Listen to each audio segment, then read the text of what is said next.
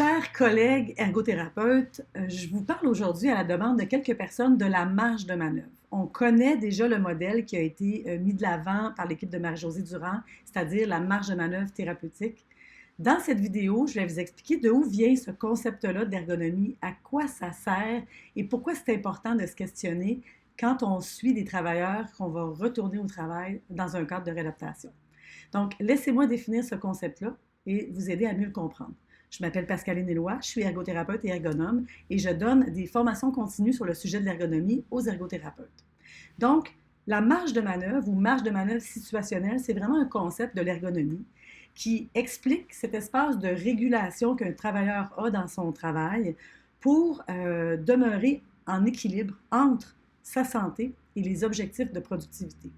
Donc, cette marge de manœuvre-là a deux plans. Il y a d'abord des éléments qui sont plus liés à une marge de manœuvre interne, donc personnelle, et qui sont directement liés aux capacités de la personne, la façon de gérer sa douleur, son expérience, son savoir-faire, les stratégies qu'elle a développées, son sexe, son âge, sa force. Donc, tout ça va teinter c'est des éléments qui vont lui donner des stratégies dans sa marge de manœuvre pour faire face à une activité de travail.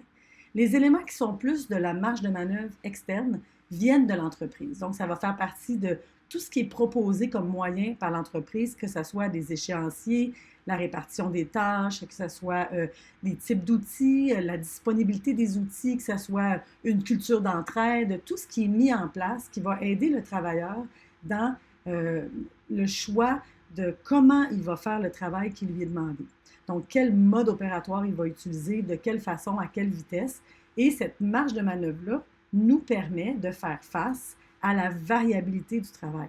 Et ça, c'est très important. Si ma marge de manœuvre n'est pas suffisante dans un travail, que ce soit pour une population saine et sans blessure ou un travailleur blessé, mais je vais faire face à des exigences qui vont toujours être un petit peu, peut-être des fois au-dessus de mes capacités ou je n'aurai pas suffisamment de moyens pour y faire face et je vais briser cet équilibre-là entre l'atteinte de mes objectifs de production et la santé.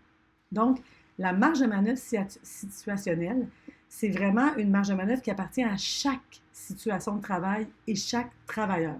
Donc, il faut vraiment l'évaluer de façon très personnalisée dans un contexte autant de prévention que de réadaptation à l'aide justement du modèle de Mme Durand qui nous permet d'évaluer les marges de manœuvre initiales, thérapeutiques et finales dans une réinsertion. Donc, j'espère que ça vous a été utile, que ce concept-là est mieux compris. Si vous voulez en savoir plus, je vous invite à visiter les formations continues que je donne où j'explique davantage les modèles utilisés en analyse du travail en ergonomie au Québec et le concept de marge de manœuvre. Donc, je vous invite à cliquer j'aime et si vous voulez télécharger un outil gratuit, suivez les liens qui sont en commentaire.